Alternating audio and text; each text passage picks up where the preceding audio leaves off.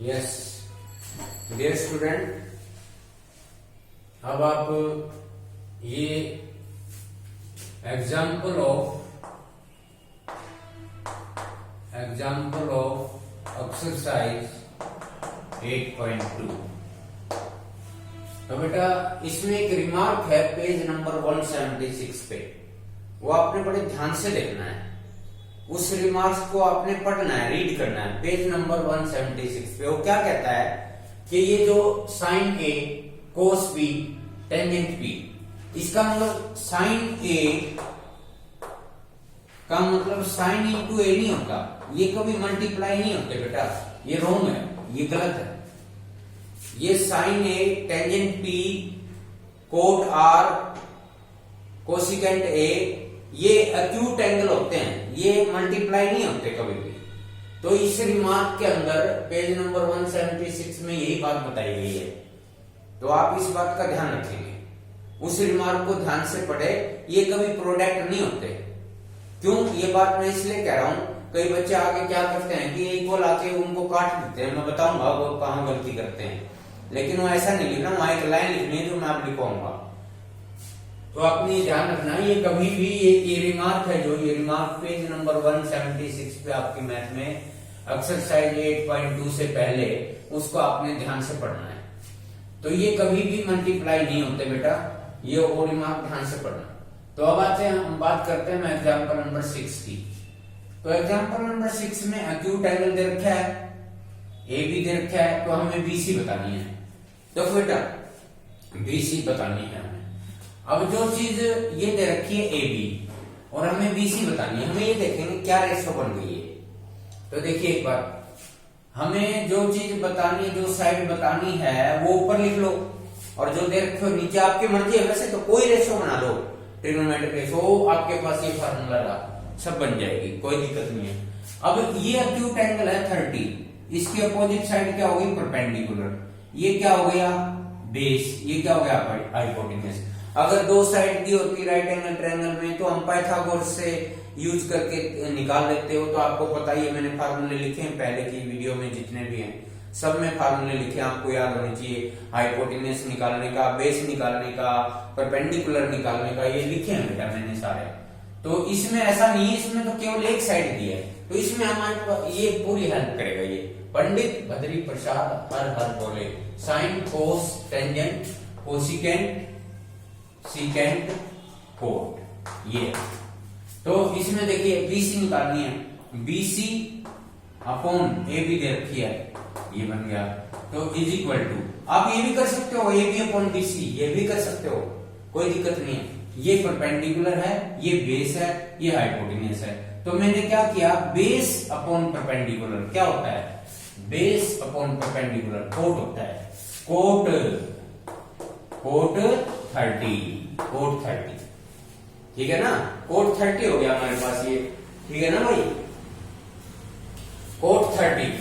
तो BC upon A B, BC upon A B, A B की value 5 है, और कोट 30 की वैल्यू कोट 30 की वैल्यू क्या होती है, यस यस यस, कोट 30 की वैल्यू यस, ये मैं ये बता रहा था बेटा। ये हो गया मेरे पास base upon perpendicular, base upon perpendicular, base upon perpendicular cot 30। Cot 30 की वैल्यू देखो √3 होती है, यहां √3 लिख दो, क्रॉस मल्टीप्लाई कर दो, BC इज इक्वल टू 5√3 आ गई, ये BC आ गई। अब आप पाइथागोरस का यूज करके ये भी निकाल सकते हो, BC तो आ गई, AC आ जाएगी using Pythagoras, using Pythagoras, no इधर देखिए, using Pythagoras, AC is equal to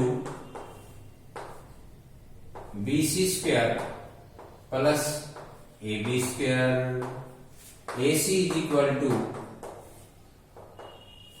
5√3 का स्क्वायर प्लस AB 5 का square, okay. AC is equal to 25 into 3 plus 25 AC is equal to 75 plus 25 AC is equal to 100 AC is equal to 10। और एक और आप ऐसे भी निकाल सकते हो, कोई भी साइड लेते, hypotenuse upon base, hypotenuse upon perpendicular, ये करके भी निकाल सकते हो आप, कोई ऐसी बात नहीं, पाइथागोरस से निकाल सकते हो। ये था हमारा एग्जांपल नंबर 6 और मैंने इसमें बताया आपको रिमार्क के बारे में बताया, ये तो वैसे समझाने के लिए बताया, ये सवाल में नहीं है कि साइन ए कोस बी टेंजेंट बी ये कभी मल्टीप्लाई नहीं होते एक्यूट एंगल। ये आगे आप एक बार रिमार्क पढ़ना जो कि मैथ में 8.2 एक्सरसाइज से पहले दे रखा है, उसको ध्यान से पढ़ना। अब इसी प्रकार अब आता है एग्जांपल नंबर 7, जरा ध्यान देना बेटा क्या क्या दिया हुआ है, इसका सॉल्यूशन क्या है देखिए। इसमें पी क्यू, अब मैं इस एंगल के हिसाब से बात कर रहा हूं, कोट आर यानी कि इनका नाम मैंने 1 और 2 दिया है, डिजिट में दिया है, आप दे सकते हैं। मैंने एंगल 2 का एक्यूट एंगल है, ये परपेंडिकुलर हो गया, ये बेस हो गया, ये हाइपोटेन्यूज हो गया, तो एंगल 2 के हिसाब से ये परपेंडिकुलर यानी कि P Q upon P R is equal to क्या बन गया देखिए, ये हो गया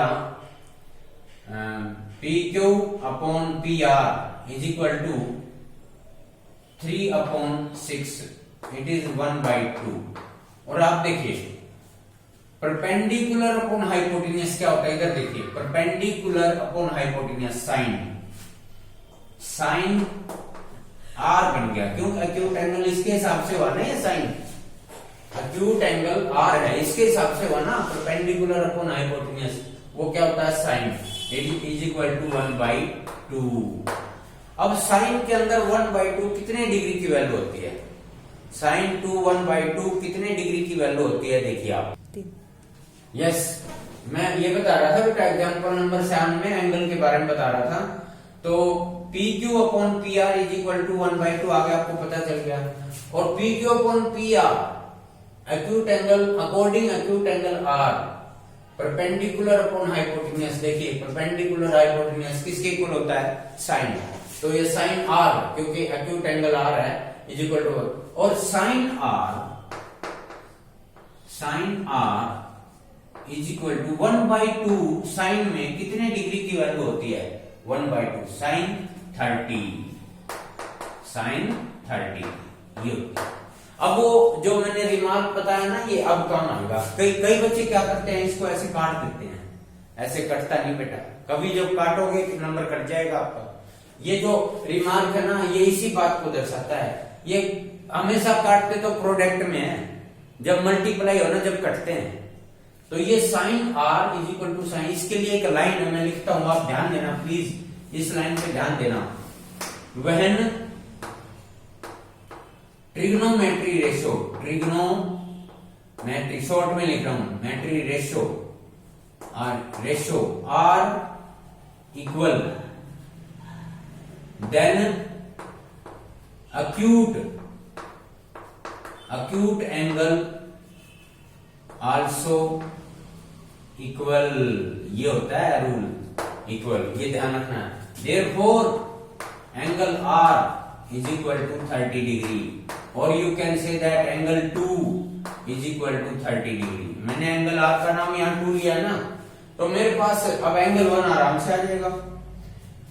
तो ये अगर कई बच्चे देखिए कई बच्चे ऐसे काट देते हैं, रोंग है ये, आप रिमार्क को ध्यान से पढ़िए, रोंग है, साइन कभी कटता नहीं, ऐसे ये लिखते हैं व्हेन एक्यूट एंगल इज नहीं sorry when trigonometry ratio are equal then acute angle also equal, angle R acute कितने डिग्री का आ गया 30 का 230 का आ गया। अब ये लाइन लिखनी होती है, इसके अंदर काटते नहीं है, मतलब sine R is equal to cos, फिर तो कोई अलग अलग होगी रेशो, मैंने कहा इक्वल होने पर तो एंगल भी एक्यूट एंगल भी क्या होते हैं, ये भी साइन है ये भी साइन, तो एंगल इक्वल है। अगर ये साइन हो ये कोस हो फिर नहीं, तो trigonometry ratio are equal then acute angle is also equal, ऐसे लिखना है। कोई काटना नहीं चाहिए, कभी भी नंबर कट जाएगा परीक्षा के अंदर, बोर्ड परीक्षा के अंदर। ये बहुत इंपॉर्टेंट बातें हैं, ध्यान रखना। तो बेटा ये by angle sum property, by angle sum property you can find out angle 1, you know very well 180 minus it is 90 plus 30। Angle 1 is equal to 180 minus 120, angle 1 is equal to 60। ये हो गया एंगल सम प्रॉपर्टी का use करके। तो जब किसी triangle के अंदर हमें दो एंगलों का पता हो तो एंगल सम प्रॉपर्टी होती है, एक ट्रायंगल के 3 एंगल का सम 180 होता है। तो जब when we got 2 angle we can find 1 remaining angle by angle sum property. हम एंगल सम प्रॉपर्टी से तीसरा बचा हुआ एक एंगल भी निकाल सकते हैं। तो बेटा ये था एग्जांपल नंबर 6 और ये था एग्जांपल नंबर 7। और इस मार्क पे आपने पूरा ध्यान रखना है, यहाँ कोई गलती मत करना। It is your example number 6 and 7। आगे मैं जो एग्जांपल नंबर 8 करवा रहा हूं, it is very very important. Please concentrate next video and if you like this video, you share more and more, please. Thanks.